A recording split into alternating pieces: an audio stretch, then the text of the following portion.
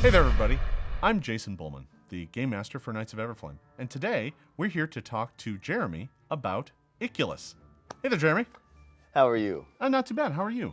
I'm doing well. So let's dig into Ikyulys. Okay. Let's peel back the mask, as you will, Yes. and learn a little bit about what makes this character tick.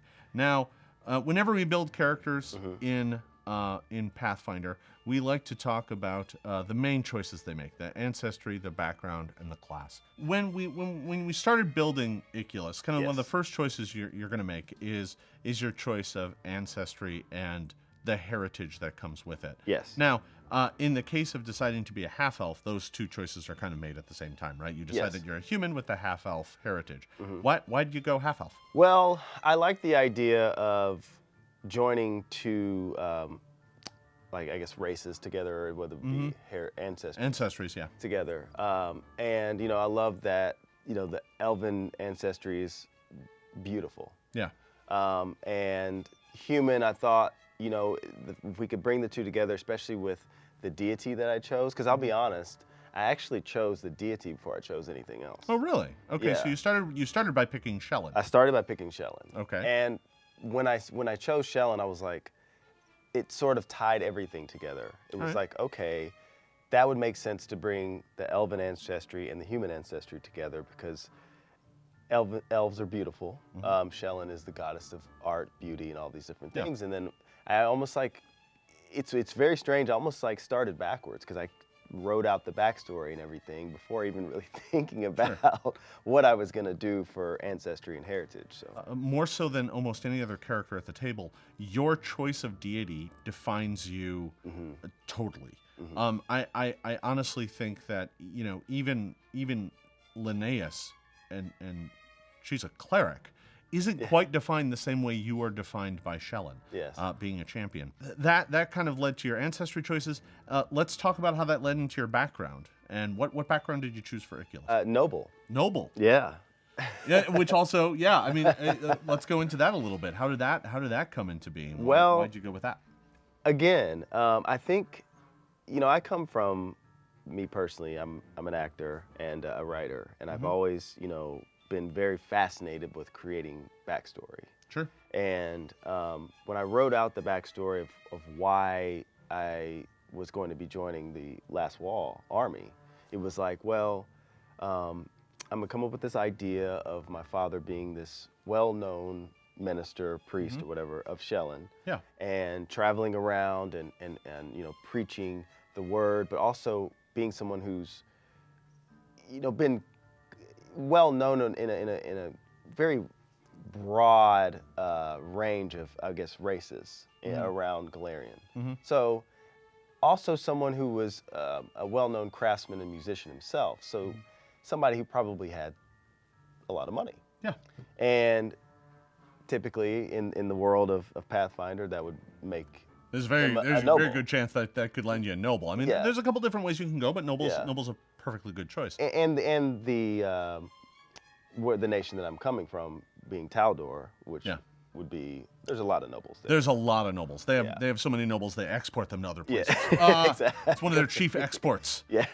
Wealthy nobles. Yeah. Hey. I think all of this comes down to the most important choice you made for Ikyulys, which was your class and the choices therein.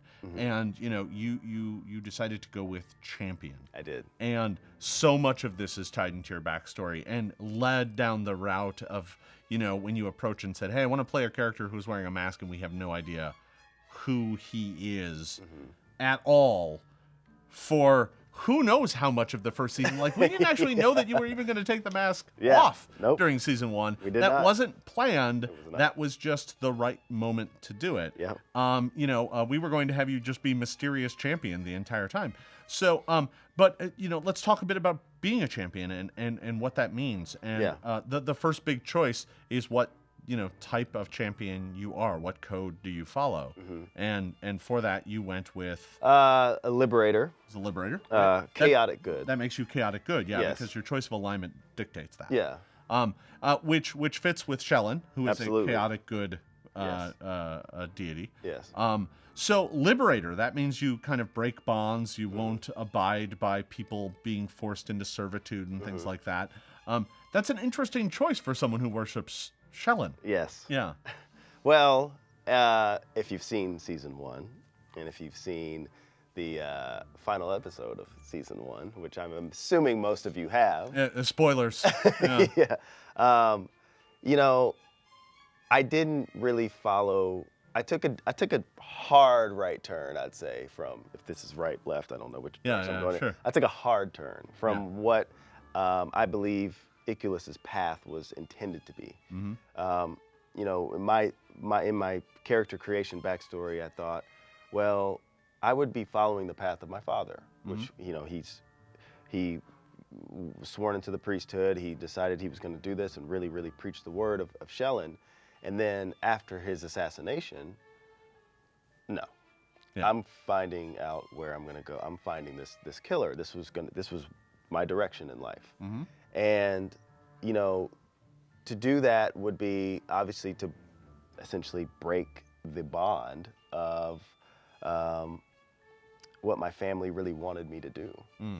And, you know, I don't think my family really, of course, my mother is not happy with the choice that I made. I can't imagine. Yeah, my sister, who's certainly not, you know, she was very young when my father was assassinated. So, but she misses her big brother, needs him.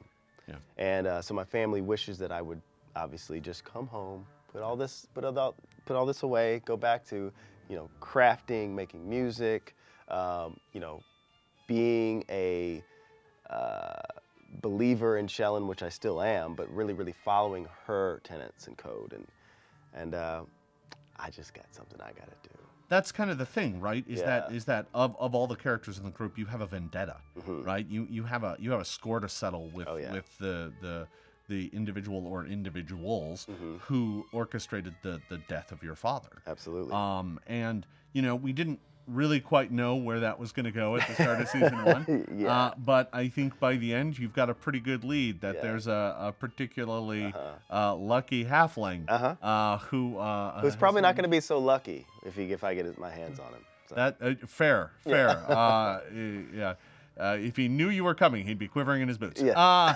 So let's talk a little bit about some of the choices you made as a champion. Let's talk about some of the feats you chose. Sure. Courtly graces. Courtly graces.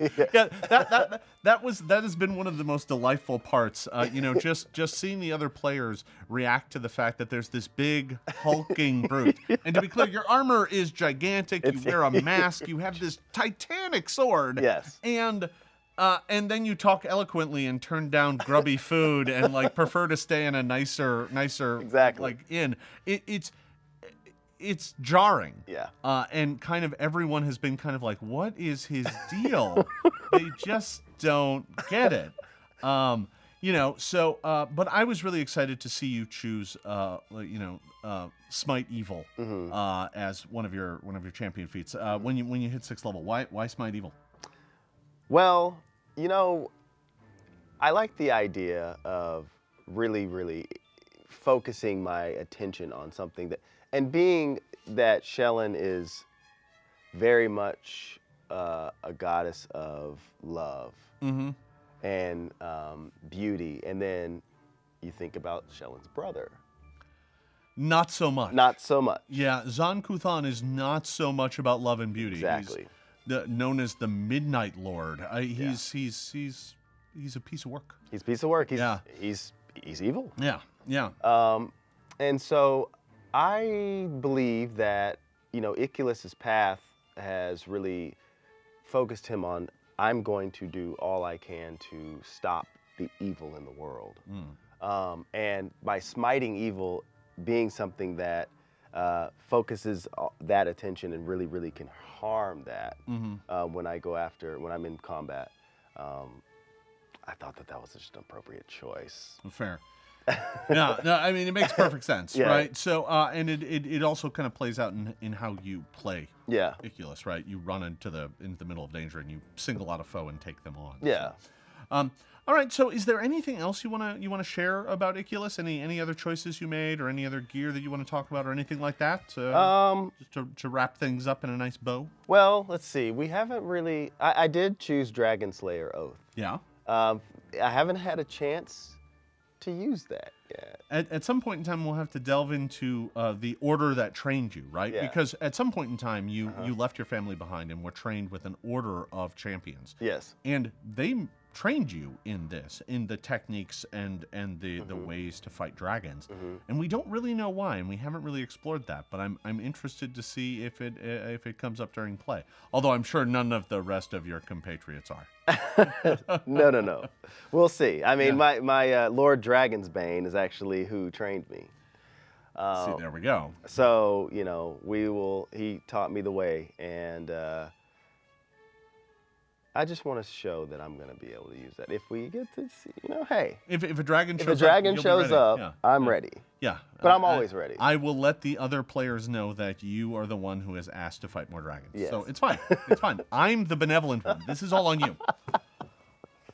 All right, Jeremy. Oh, my God. I want to thank you for stopping by here today. Yes. And for all of you at home, I want to thank you for watching. If you want to see more of Ikyulys' adventures, tune in to Season 2 of Knights of Everflame. I want to thank you all for watching. We'll see you next time, everybody. Bye-bye.